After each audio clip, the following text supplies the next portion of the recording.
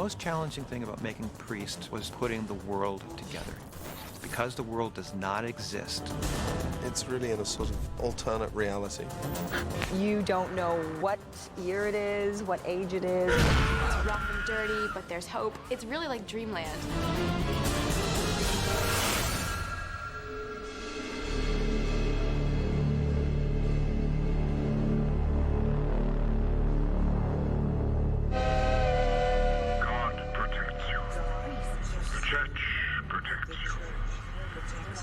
Priest was an opportunity to design a whole world and work with an alternate history of the world and try to make it strange and textured and interesting. And part of it for me was, what could I say about vampires?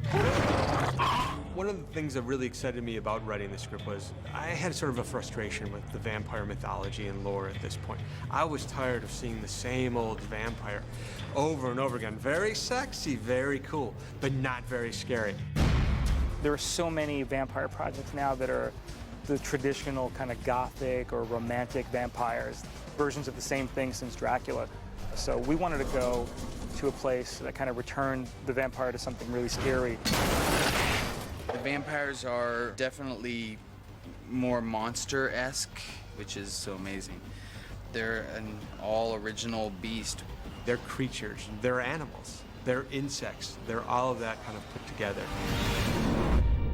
We wanted to keep them close enough to a human design, so where they're similar, but far enough away to where they could never really be a person inside a suit. There are certain aspects of them that are quite a bit skinnier than a person can be, and then they move much faster than a person. So the vampires are principally CG, so you can kind of let them do anything you want. Resetting, guys, resetting! But what we try to do is we have a stand-in for vampires, and then we will remove the actor and replace him with a CG vampire. So the only thing that you have against a shadow instead? like maybe you see a shadowy movement, Yeah. but It's less about this phantom acting and more about really getting something that we can integrate into the film. For the vampire vocalizations, we struggled with it. You know, I'd always demonstrate for people what I wanted it to feel like, you know, and I go, you know, and they'd have these kinds of sounds. And so they finally said, well, why don't you just record that? And then the sound designer who was in charge of the vampire voices would take those recordings and he would manipulate them and create new kinds of sounds using them. And it was great.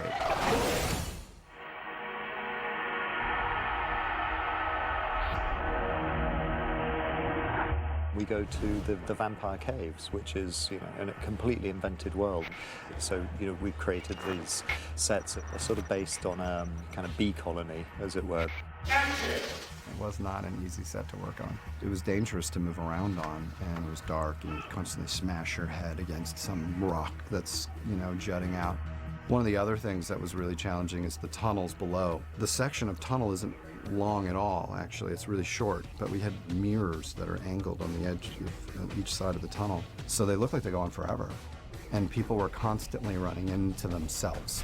Whoa, man! Or you would try to talk to somebody and it was dark and you realized you were talking to yourself. Because you look down and you go, hey, can you, oh, okay, that's me. Happened all the time. City 5, I really pushed the sort of industrial theocratic fascism that you get in the city. So it's hyper-industrialization. A lot of the visual reference for it came from parts of Hong Kong and East Europe during the Soviet era. There were looks that we've seen before in the kind of industrial world, but suddenly overlaid with this religious aspect, gave it a completely new dynamic.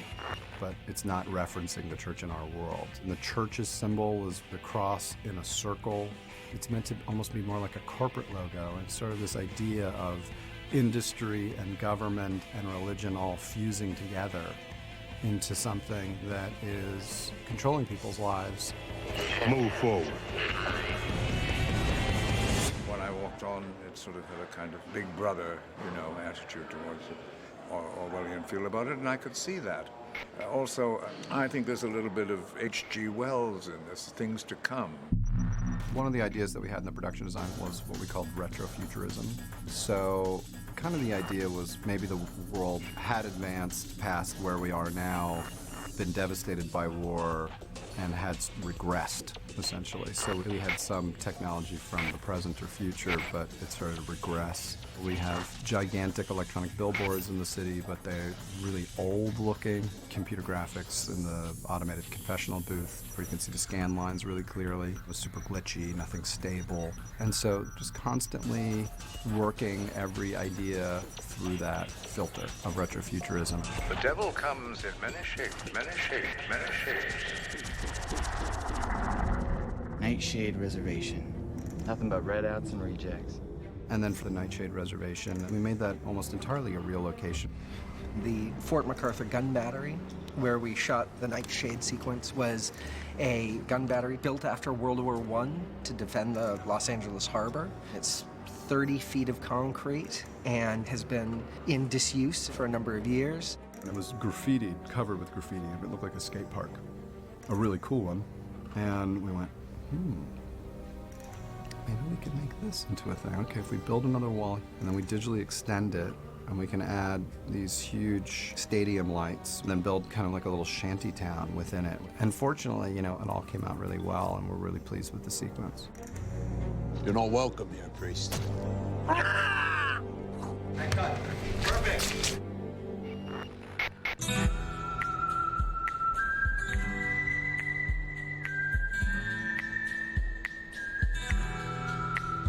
I've always been a big fan of Westerns, particularly spaghetti Westerns, and I love that they've sort of created this almost supernatural-like world, this weird version of the Western. And that was something that I also wanted to take from. So we've got the city of Jericho, and when they turn up there, it's like a cowboy town, but in some weird parallel world. And we actually built it at a place called Melody Ranch, which is a really well-known, very historical cowboy ranch. But when we first went there, everybody's looking at this place and we're all going, you know, it doesn't really belong in the world of concrete cities. After much research and after looking around at many, many different places, we decided to take the Western town and bring the industrial elements to it. Piping and big tubes and vats and machinery and all sorts of details. So that was a lot of fun, kind of creating this completely unexpected sort of cowboy industrial city. B-Mark, action! When we shot Black Hat Siege of Jericho with Carl Urban's character, we did a take with Carl where he was listening to a piece from Mozart's Requiem.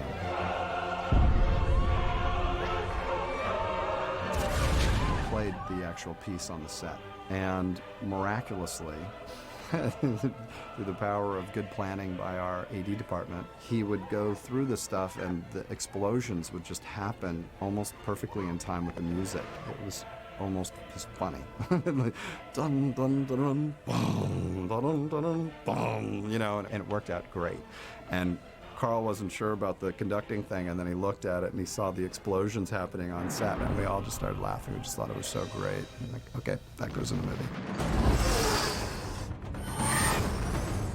One of the big challenges for us was to try and find deserts that had no vegetation, which sounds crazy, but actually most of deserts are full of vegetation. So, you know, we were looking for dry lake beds that had absolutely nothing on them. It would just be like mud flats. Just to kind of get the feeling that after this vampire wall, everything had been destroyed. We shot on some amazingly desolate locations that are just so beautiful. I'd never seen landscape like that before. But there were a couple of days when we had what's called whiteouts, where the sand and wind was so dense that we had to turn the cameras off and we had to take shelter. There's a lot of dust on this and a lot of grime, and I'm kind of the only girl that really experiences all of that. And it's funny because the boys, you know, the dirtier they get, the better they look. We're here out in Trona Ridgecrest here on the, I'm going to pan around here so you can see our environment. Take a look at that. Wow, look at that. This is where we're staging a number of scenes in the movie, and you can see behind me here is the Outpost 10. That's where the Pace family lives and where they're attacked by vampires. In Outpost 10, we built it on the stage at Sony, the interiors, and then we built the exterior here out in the dry lake bed. And we like this location. I like this location a lot because it just is such a, it's got a very post-apocalyptic feel to it. It's really, really, really hot. If you can't tell, it is 122 degrees here today. So pretty tough conditions to work in. Because we needed a very flat landscape for our train to be running through, we went to a couple of these dry lake beds that were like 6 or 7 miles long.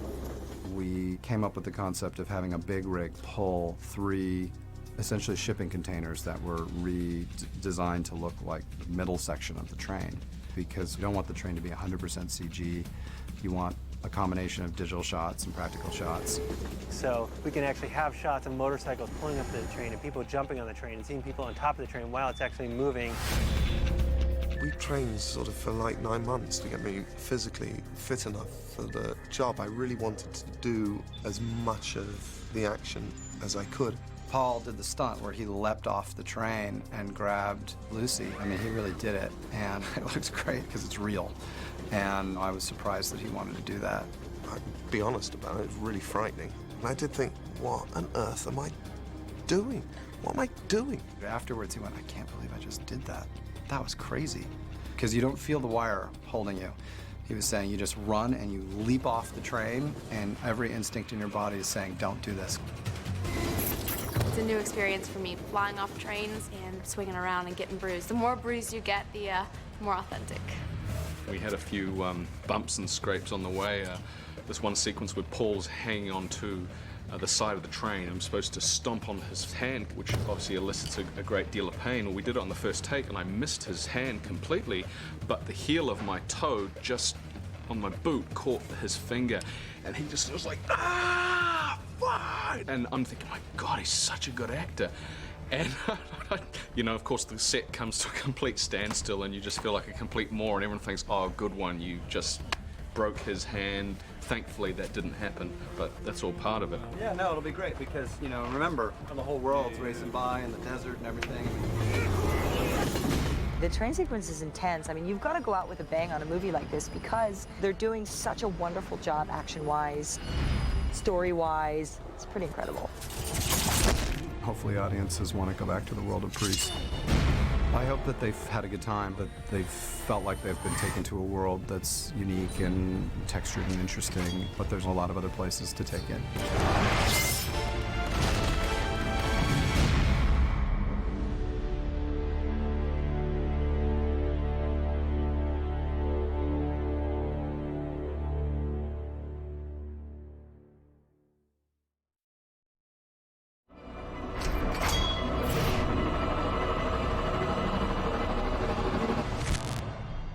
One of the big aspects of telling the story of Priest was designing the weapons that the priests use, as well as the vehicles that they ride. And we created a label for it. It was called Brutal Functionalism. It's like the anti-Apple store, you know what I mean? It should look heavy and steel, without regard to aesthetics and design. For example, the familiars have rusty blades tied to sticks. Priest Spike has a heads-up display. It's just going to present you the information, and it's going to have information on top of information. We wanted Priest weapons to feel like they were almost made by like German engineering of the World War II period. So they're machined, but we would leave certain aspects of them unfinished. So that was a big part of how we designed the world.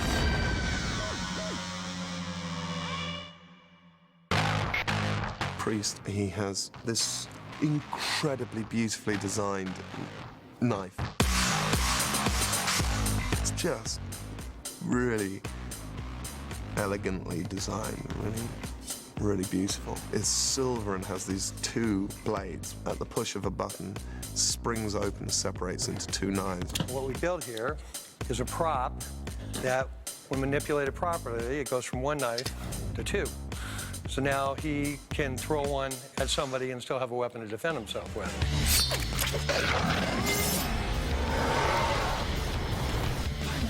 So we went for something powerful and sleek. I think also we've come up with pretty cool ways to take traditional religious icons and kind of weaponize them. One of the ideas was that the weapons convert. They become the tools of war, so they have kind of a dual purpose, and we carried that design aesthetic through all the weapons that the priests use. I've held on to it all these years. Priest has a weapon where he's holding almost an industrial cross. When he looks at it, it's as if he's drawing strength from it. And what happens is the bottom here comes off, and you have a dagger. And that's a rig that we can load up with blood on the inside, and on puncture, it'll break and leave a blood mark when it comes out. The throwing crosses, they were actually one of the very first things that we designed. When they transformed, they're actually digital. We made them in two versions, the sort of regular cross and then the throwing cross. It's one of my favorite sort of moments in the film. I take out a Bible. The vampires are coming. And I start to read, "Yea, though I walk through the valley of the shadow of death, I will fear no evil." Your words mean nothing to them, priest. And the camera comes around behind me, and you look at the Bible, and you see that there, in actual fact, are no words. And what there are throwing stars. It becomes one of the signature kind of shots of the movie. So that idea that all the weapons transform was really interesting. Each of the actors had to learn how to use different weapons in the movie, and Maggie Q's priestess character has a rosary that becomes a rope dart weapon. It's originally a wushu weapon. It looks like a rosary, and then it deploys into a sort of long rope. And then at the end of that, you've got the cross that's sharp as a knife. It's a throwing, stabbing, twisting, pulling weapon, which is very, very difficult to use. It takes years to become a master of the rope darts. And so Maggie, worked a lot with her stunt double trainer. The one I was training with had a tennis ball at the end of it, so I wouldn't stab myself in the face. But she sort of wields that and is able to, take guys off their motorcycle, slice people into pieces. So it's really cool. If there was an aesthetic to the priest's weapons, there was a different aesthetic for the more frontier weapons. I mean, the wasteland props, everything is kind of meant to feel like it's been handcrafted. So Hicks's blade, we finally came up with one where it had a quote from the Bible engraved along its edge and looked like the handle had been made of bone. The beautiful thing about this knife, if you can get in there and really see it, is we actually made it out of Damascus steel, which is a very ancient steel. This type of blade work goes back to 500 BC. It's all had to be hand sculpted before it was actually made. So there's got to be 100 hours probably into this knife here right now. And part of the idea that we had was to kind of take an anachronistic approach to these things where we're combining technologies in ways that it looks like it should work, but you're kind of wondering, well, how would that work? So, Owen has a shotgun. It has some kind of pump mechanism. It has, I think, 5 or 6 barrels. It almost looks like an old-time machine gun. He thought with vampires being as dangerous as they are, that our shotgun would be based on a Gatling gun, which was a gun that was used in the Civil War, which is capable of laying down an extreme amount of fire. We think we got that across with the makeup of it, that it's a very deadly weapon. It's just so cool, like this, and he points it up. So we thought, well, Hicks has got to have a gun, that feels appropriate.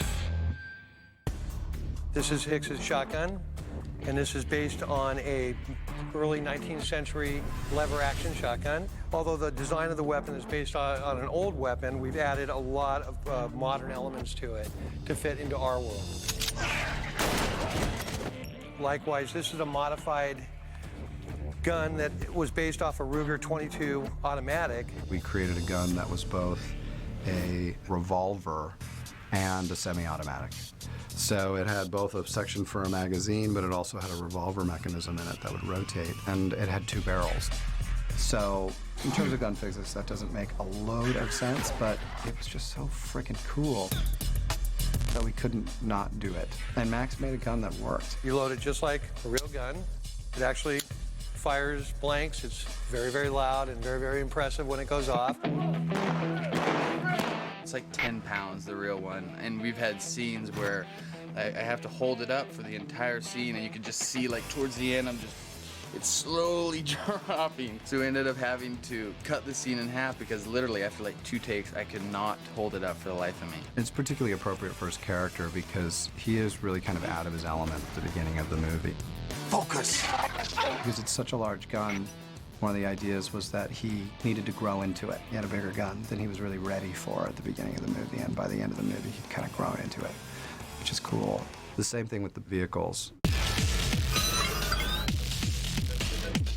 Each bike sort of represented a different kind of aspect of the character's personalities. Hicks's bike, I said, you know, I want the wild one. I want a 50s cool guy bike. The Hicks bike was a little more grounded in reality, but still very aggressive and very brutal looking, not aerodynamic whatsoever. They were built on Suzuki Gladiator 600s, which is kind of a road bike, but has some dirt aspects to it. It was an assemblage of some custom fiberglass pieces that were molded and custom sheet metal. There was the idea that Hicks, being a wasteland sheriff and growing up in the wasteland, that he'd be a kid that would have highly modified his bike and tinkered with it. So it had a swing arm that was lengthened, it had oversized tires that were built, had custom rims that were built completely specifically for the bike. There's always the challenge of maintaining the aesthetics, but being able to build it. Surprisingly, you know, when the bikes were done, we took them out and they rode like a charm. And one of the most bitchin' things we have in the movie, and Cam just looks so freaking cool on it. The biggest challenge was the Priest motorcycles. There was sort of an idea that the Priest bike was like the weapons that are being handed to an elite force. Only priests have these weapons. We wanted these bikes to feel like you were sitting on a jet engine. I mean, they're the size of an airplane. It's kind of funny, you see me on it, you know, once I straddle it, I mean, I disappear. But it's very cool looking, so that's the point. One of the biggest challenges in building this bike, they wanted a motorcycle that had to, on a certain level, almost defy the laws of physics. The front tire was 3 feet in front of the normal forks. And the rear tire needed to be 4 feet behind where you would normally find the rear tire of a motorcycle. So we used a conventional drag race motorcycle setup in the rear. We then used drag motorcycle tires that were almost 1.5 feet wide on both the front and the rear, which is completely unheard of and also makes riding the motorcycle a very serious challenge. I did lots of learning to ride on the motorcycle at Dodger Stadium. It was all manageable in a massive car park in Los Angeles.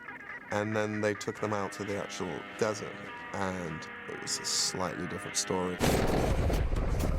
There were a couple of accidents, so at that point, we were absolutely not allowed to ride them without these training wheels, which was really humiliating because I'd spent all this time learning to ride this bike. I mean, you could ride it in a straight line, but we'd have to turn these very, very wide circles to get the bike to turn around.